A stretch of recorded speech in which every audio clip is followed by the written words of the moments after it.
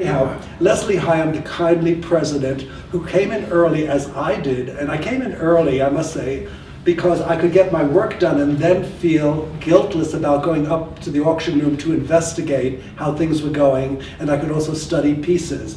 And I wanted to know more about everything, and the only way to do it, not on the company's time, was to come early, get all this work, and my desk was always piled up. And Leslie Hyam, the Englishman, would come in and notice this, and he was gruff with everyone else, but he thought I was really the best, hardest worker there. And he committed suicide, and he left a message, instructions, a directive that I was to be made vice president and his secretary was to be kept on. Well, this gruff vice president didn't like this idea at all and called me in with Mary Vandergrift to discuss. Come in. So, what was going on? Welcome. He suggested that I become a auctioneer. And he said, I did that when I was early in my training here. And I pointed out to him rather high-handedly, perhaps, and certainly with an arrogance, I assured him that I was not him. In other words, I was beyond that. I knew that I was supposed to be vice president. Then I realized I could never be vice president with him as president. We were just so oil and water. So I gave my resignation, but before that I had suggested to the executive vice president to use the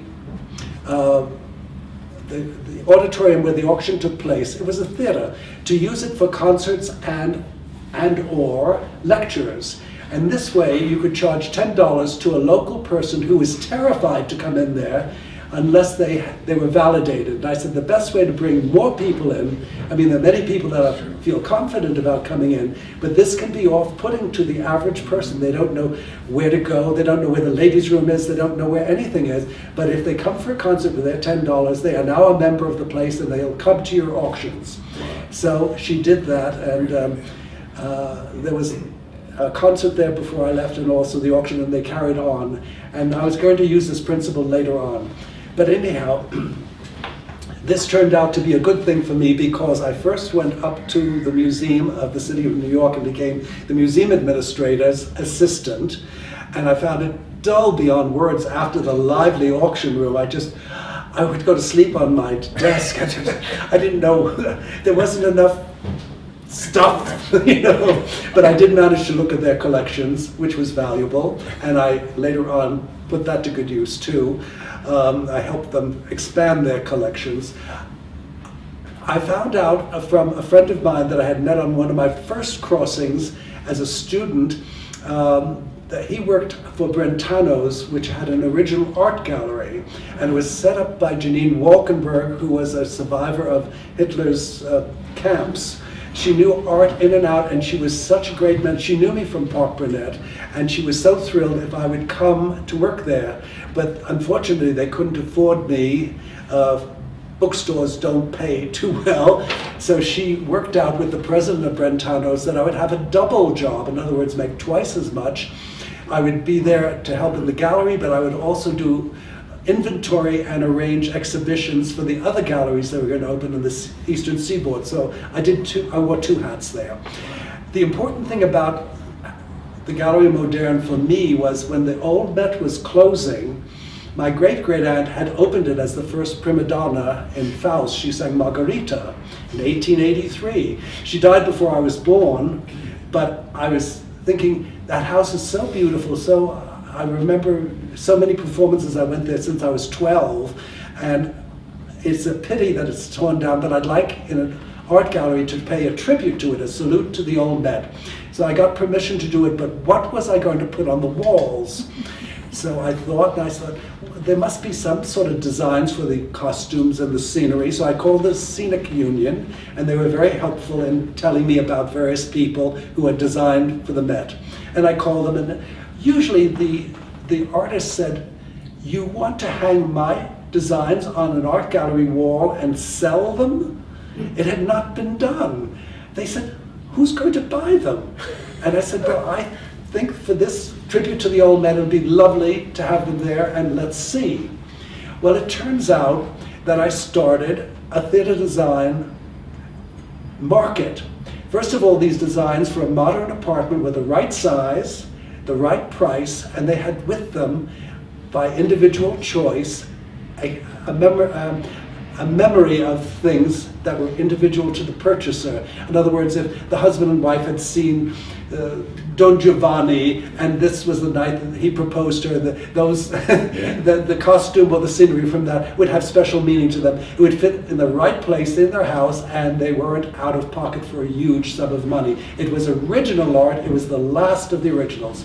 So the exhibition was a great success, but interesting things happened because of that exhibition. There was a young man called Paul Steiger that came in. He fell in love with the designs and he bought a design from me which was to be the first of the second largest private design collection in America. But he bought my first design that I sold, and I sold him the first design to start his collection. Well, that collection grew and grew and grew, and we became great friends over the years. And as I say, do any of you know who Robert Lindbatz Tobin was here? He was in Santa Fe quite a bit. Does the name? Yes, at least one. Well, Robert Tobin was instrumental in getting the Santa Fe Opera not only going, but keeping it going. He was a major benefactor.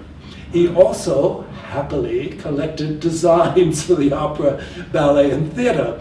Well, so Paul Steiger started his collection with me, and Robert Lindbatz Tobin ended up having the largest private one, and he died a few years ago, but the University of Texas at Austin now has a museum named after him with this collection.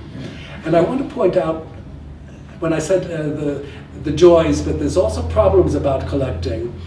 One has to be careful of provenance and careful in the attaining of a design, even if you know from the person selling, or if you get it from the artist, you have to know where the next step, like if you have someone who is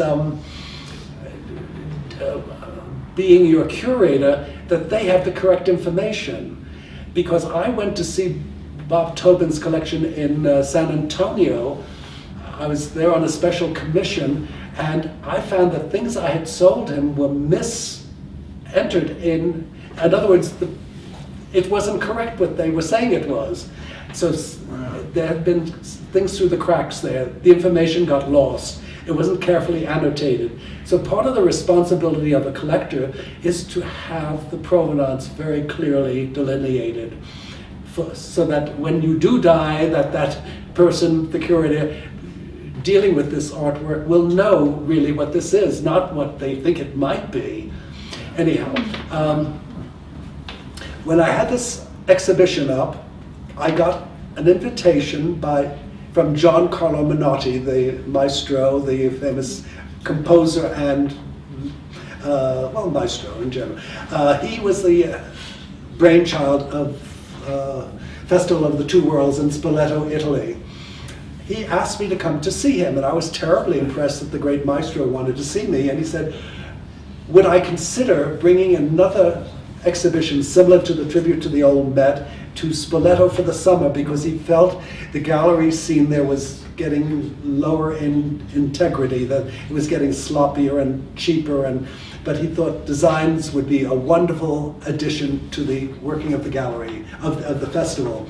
And I said I would think about it, and at the same time I got a letter from a man in England. He and his partner had a design gallery in London. They wanted to open in New York. Would I consider talking with them? And one of them flew over to see me, and I thought, these guys don't know how expensive it is to open a gallery in New York. But I will talk to them and we'll see. And when I met with the man, I said, well, I'm going to Spoleto. And I realized he has the gallery with the designs in England. We're trying each other out. Why don't we agree, and we did agree, that his gallery would lend me the designs, I would do the work there, and we then talk about whether we'll have a partnership in New York. And it sounded very merry, and I thought, well, good. I've been at Gallery Moderne long enough now. It's time for me to maybe investigate this, and certainly this is a great way to spend the summer, because I love Italy, and who wouldn't like going to Umbria to a festival of the arts? where all the wonderful performing people in the arts are there, and the people visiting from all over the world. It's a lively situation.